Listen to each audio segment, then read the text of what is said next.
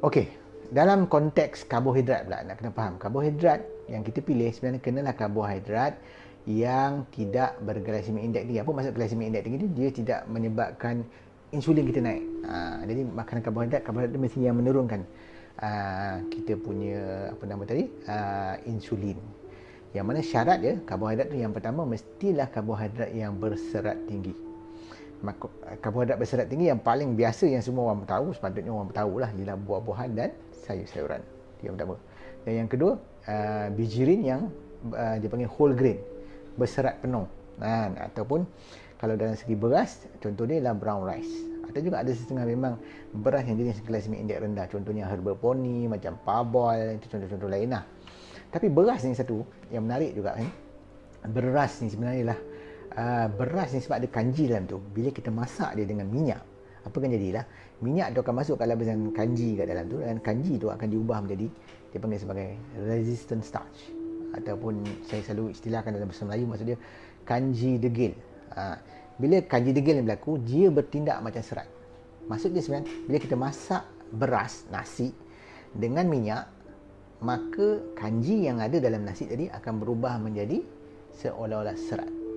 Jadi maksud dia dari segi kalori dia pun dah tinggal separuh, dari segi glycemic index dia juga turun.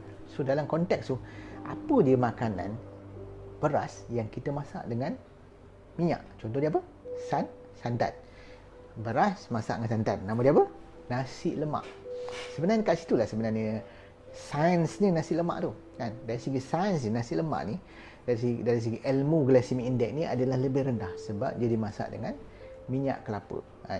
Sebab tu kalau kita tak nak buat nasi lemak pun, kita masak je nasi kita, letak minyak kelapa darah dalam tu sikit, atau minyak kelapa sikit, ataupun tak ada sangat pun minyak kelapa sawit pun boleh letak dalam nasi yang kita masak.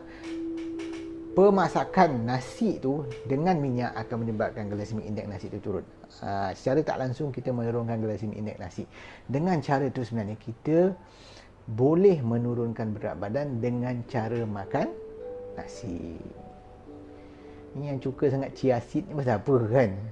Chia seed tu memanglah satu makanan yang bagus, tapi saya tak nak cerita pasal ini bukanlah common sangat kan. Common maksud makanan, bukan ramai orang tahu chia seed, tapi nak makan chia seed makanlah. Chia seed ada contoh makanan yang tinggi serat, tinggi omega 3, boleh makan. Tapi saya pun tak makan, saya bosan nak makan. Sekali saya makan lah kalau jumpa, tapi saya lebih suka cerita benda yang common, benda yang biasa. Nasi, beras kan, kita hari-hari makan. Tapi soalnya macam mana kita nak olah beras kita ni jadikan dia lebih sihat, glycemic index dia tadi tu turun. Itu yang konsep dia. So kalau kita masak nasi tadi dengan lemak minyak, dengan lemak, kalau nak buat nasi lemak boleh, ataupun tak nak, ada satu kaedah yang diamalkan dalam satu kajian yang dibuat di Sri Lanka dan satu kajian yang dibuat di Itali. Pelik kat Itali tak dibuat kajian tu kan.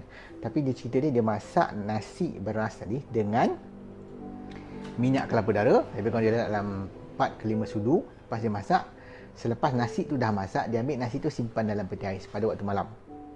Lepas tu besok dia nak makan, ambil balik nasi tu, kukus. Jadi nasi kukus.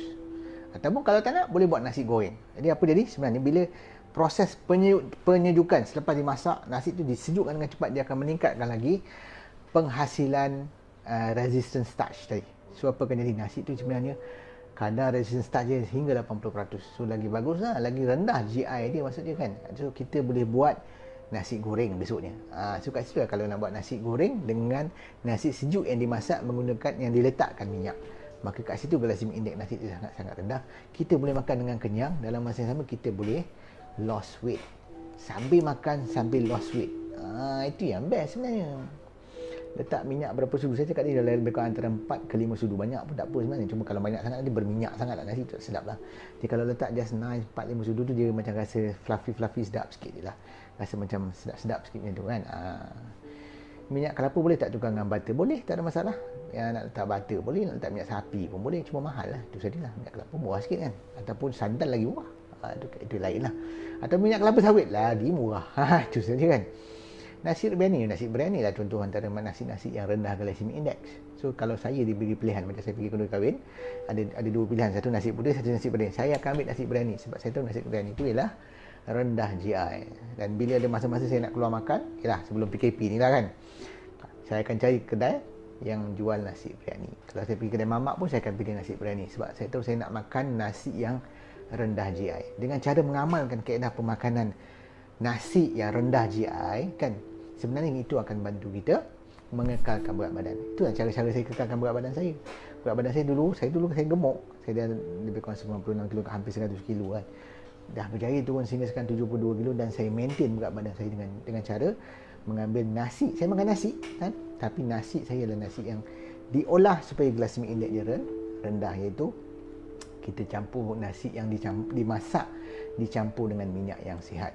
Kalau dicampur dengan santan, nama dia nasi lemak. Kalau dicampur dengan minyak sapi, nama dia nasi minyak ataupun nasi biryani. Itu pilihan kita. Kalau kita goreng dia, nama dia nasi goreng. Itu saja kan. Kalau kita campur dengan lemak ayam, nama dia nasi ayam. So nasi ayam pun sama. Itu kisah. Itulah konsep dia makan sebenarnya. Nasi campur minyak sebab kita nak mengawal glycemic index nasi tu. Itu kaedah yang betul. Itu kaedah yang sangat baik. Oats GI rendah. Yes, oats memang GI rendah. Cuma oats ni bukan makanan ruji lah.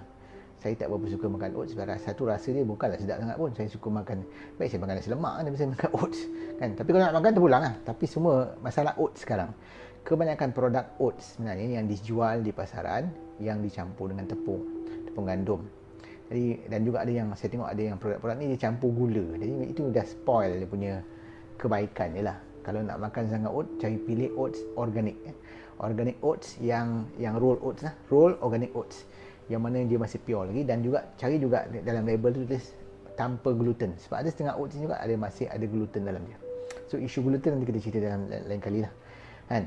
Sebab tu dalam konteks karbohidrat, antara karbohidrat yang saya tak berapa suka sebenarnya ialah tepung gandum.